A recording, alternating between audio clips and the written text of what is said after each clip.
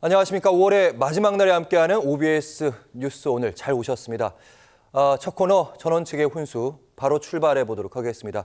전원책 변호사 자리했습니다. 어서 오십시오. 예, 안녕하세요. 먼저 오늘 나온 한국갤럽의 대통령 지지율 여론조사부터 살펴보도록 하겠습니다. 대통령의 직무 수행 평가 잘하고 있느냐? 부정평가가 70%고요. 긍정평가는 지난주에는 이제 24%였는데 3%포인트 떨어진 21%를 나타내고 있습니다. 긍정평가도 긍정평가지만 부정평가가 70%. 네, 그렇습니다. 근데 이게 예, 말씀하시죠 그냥. 예, 갤럽뿐 아니라 뭐 리얼미터 그리고 NBS 지표조사 4개 여론조사가 같이 하는 거 말입니다. 예.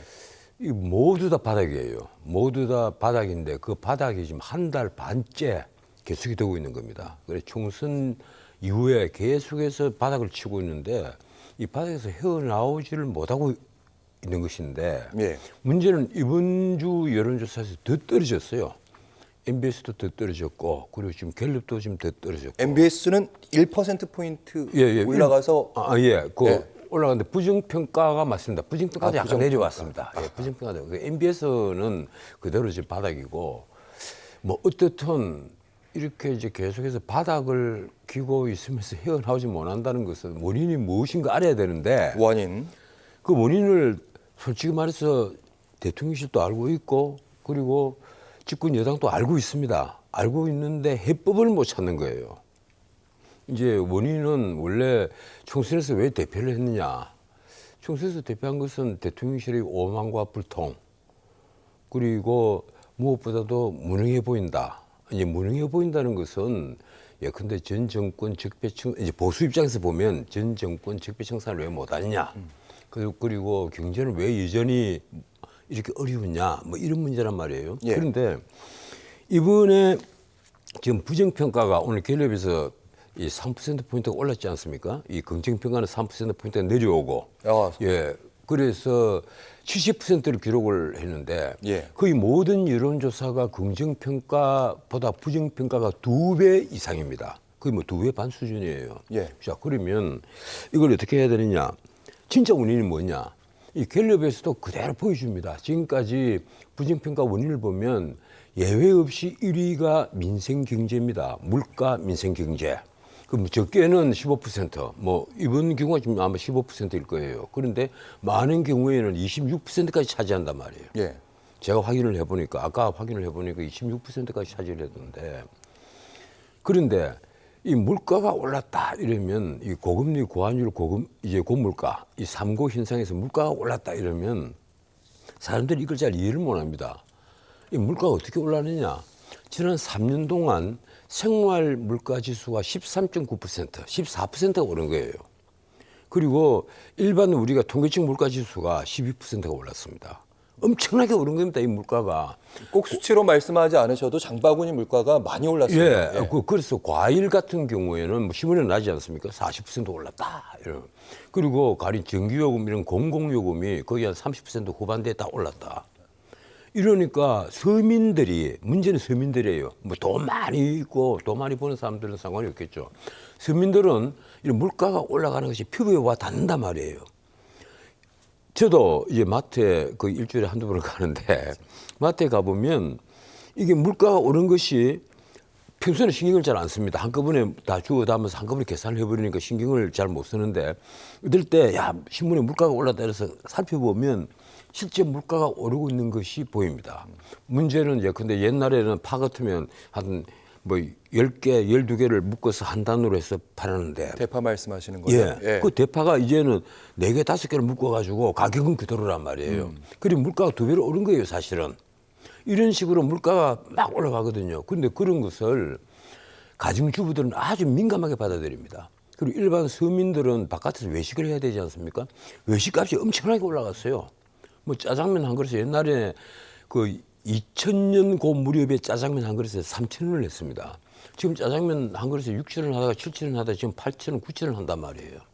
그리고 뭐 설렁탕이니 칼국수 같은 것도 다 만 며칠씩 해버리거든요. 예. 지역에 따라서 들쭉날쭉합니다만 이러니까 일반 서민들이 봉급을 받아서 집에서 이제 아내에게 용돈을 타 쓰지 않습니까? 보통 남자들은. 근데 그걸 또 들고 나와갖고 이 친구하고 같이 외식을 하러 가기가 겁이 나는 겁니다. 위험합니다. 예. 예.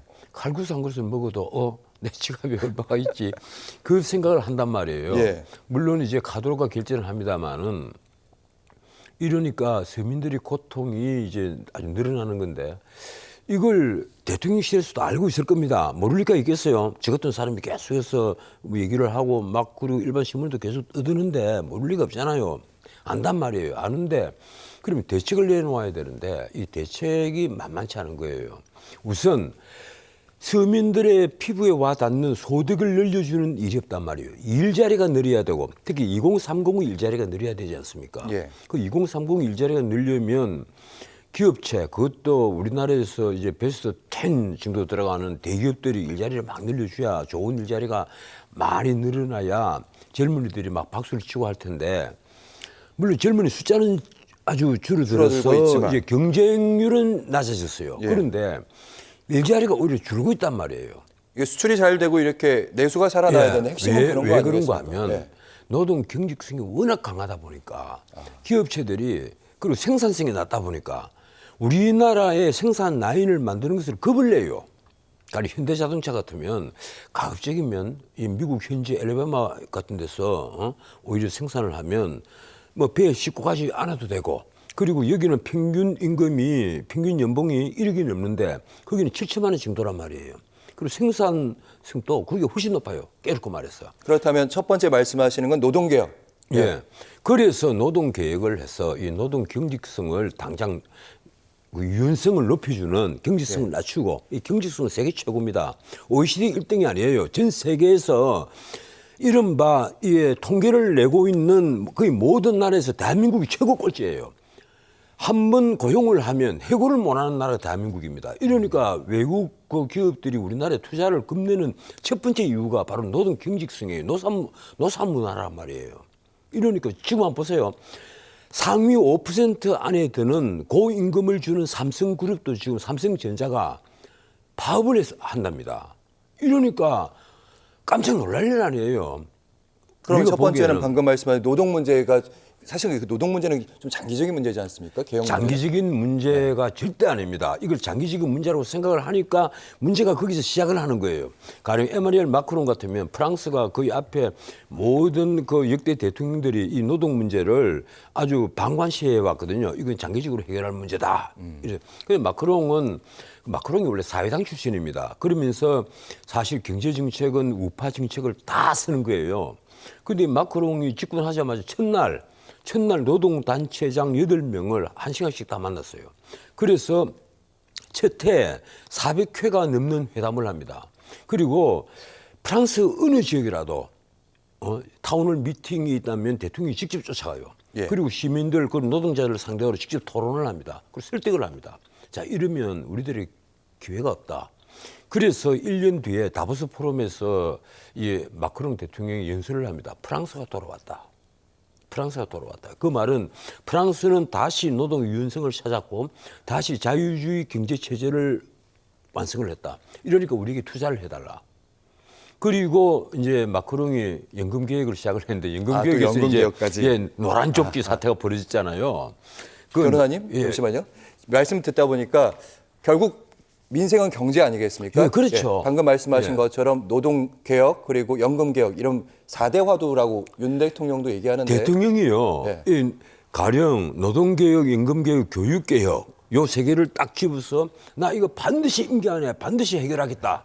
이게 신문 일면에 헤드라인에 크게 실렸어요. 그런데 지금까지 집권한 지 2년이 지났는데 뭘 하셨느냐. 노동개혁은 니은자도 아직 시작을 못했습니다. 그리고 아니 말로 교육개혁이 뭐였습니까? 커리큘럼 하나 바꾼 게 있습니까? 없단 말이에요. 의과대학 정원 늘리고 있는 거예요. 이게 과연 교육개혁입니까? 그건 아니거든요. 이건 의료개혁이 지금 잘못됐다 이래서 이 난리가 나가 있잖아요. 그런데 문제는 그렇습니다. 이 노동개혁을 못하고 있는 상태에서 가령 연금개혁이 가능하겠느냐. 임금개혁은요. 좌파든 우파든 전부 다 겁을 내는 게 이겁니다. 많이 내고 적게 받아야 되거든요. 거기다가 우리 경우에는 더더욱 가령 나이 많은 사람들은 한 1년 그 한 학년이 100만, 120만 시대예요. 그런데 지금 젊은 애들은 한 학년이 20만, 30만이란 말이에요. 그럼 이 적은 숫자가 앞으로 많은 사람을 먹이 살려야 되는데 임금을.